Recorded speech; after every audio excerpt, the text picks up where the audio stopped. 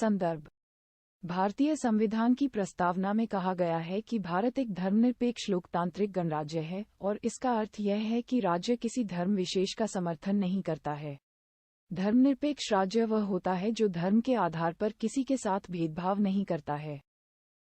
भारतीय संविधान के अनुच्छेद 14-18 समता को और लैंगिक आधार पर गैर भेदभाव को अनिवार्य बनाते हैं।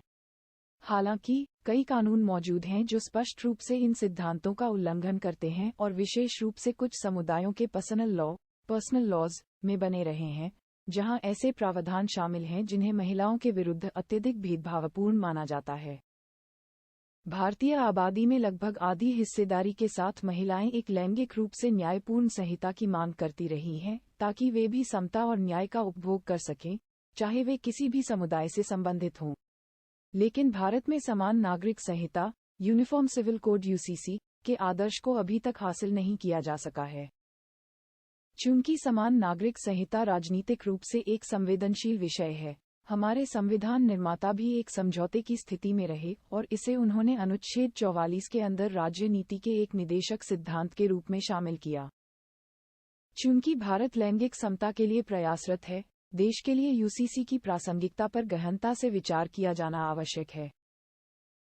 समान नागरिक संहिता क्या है?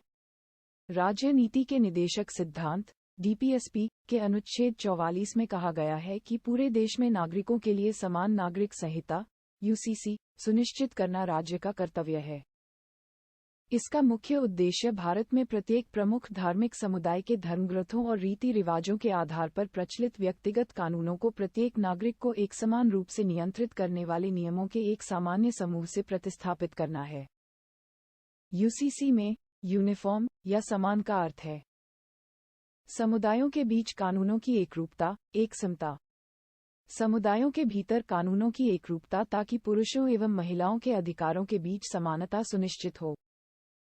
भारत में यूसीसी की दिशा में किए गए प्रमुख प्रयास। विशेष विवाह अधिनियम 1954 वर्ष 1954 का विशेष विवाह अधिनियम स्पेशल मैरिज एक्ट ऑफ 1954 किसी भी नागरिक के लिए, चाहे वह किसी भी धर्म का हो, सिविल मैरिज का प्रावधान करता है। इस प्रकार किसी भी भारतीय को किसी भी धार्मिक व्यक्तिगत कानून की सीमाओं के बाहर विवाह करने की अनुमति देता है। शाहबानो केस 1985 इस मामले में शाहबानो के भरण पोषण के दावे को ठुकरा दिया गया था।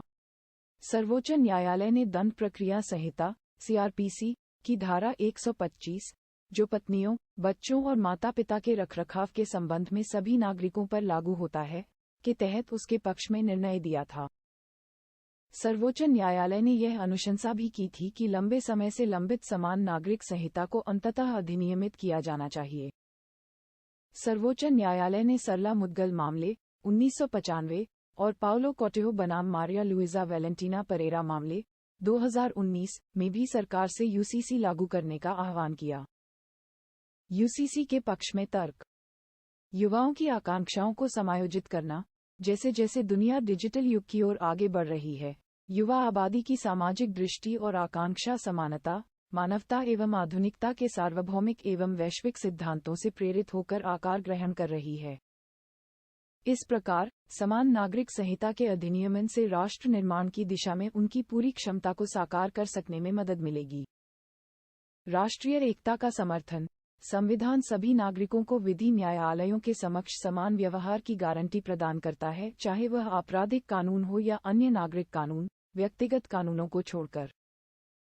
इस प्रकार समान नागरिक संहिता का कार्यान्वयन सभी के लिए समान व्यक्तिगत कानून प्रदान करेगा, जिसके परिणामस्वरूप भेदभाव या रियायतों के मुद्दों का राजनीतिकरण समाप्त हो जाएगा।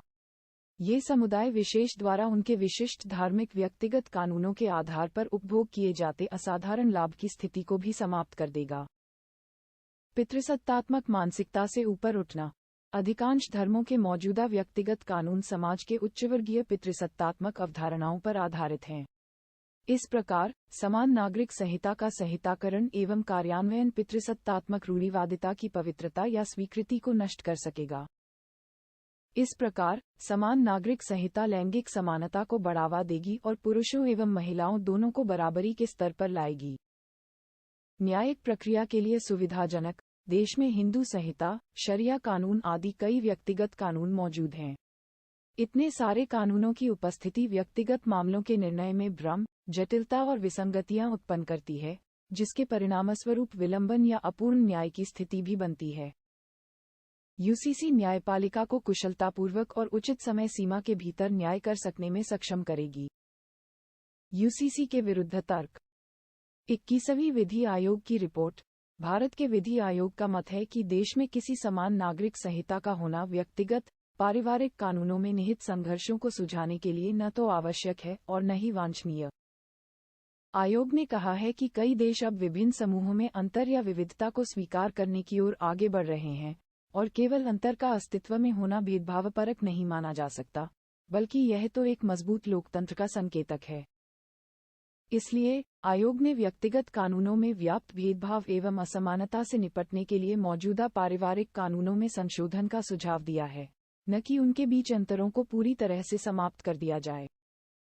सांस्कृतिक रूप से विविध भारत के प्रतिकूल, भारत में धर्मों, संप्रदायों, जातियों, राज्यों आदि में व्यापक विविधतापूर्ण संस्कृति के कारण विवाह जैसे व्यक्तिगत मुद्दों के लिए समान नियमों का एक समूह लागू कर सकता कठिन है, और इसमें कई व्यवहारिक जटिलताएं सामने आएंगी। धार्मिक स्वतंत्रता का अतिक्रमण। भारतीय संविधान के अनुच्छेद 25-28 धार्मिक स्वतंत्रता का अधिकार प्रदान करते हैं। समान नागरिक संहिता को कई समुदायों, विशेष रूप से अल्पसंख्यक समुदायों द्वारा अपनी धार्मिक स्वतंत्रता, अनुच्छेद 25, के लिए एक खतरे के रूप में देखा जाता है। वे मानते हैं कि समान नागरिक संहिता उनकी परंपराओं की उपेक्षा करेगी और ऐसे नियम लागू करेगी जो मुख्य रूप से बहुसंख्यक धार्मिक समुदायों से प्रभावित होंगे।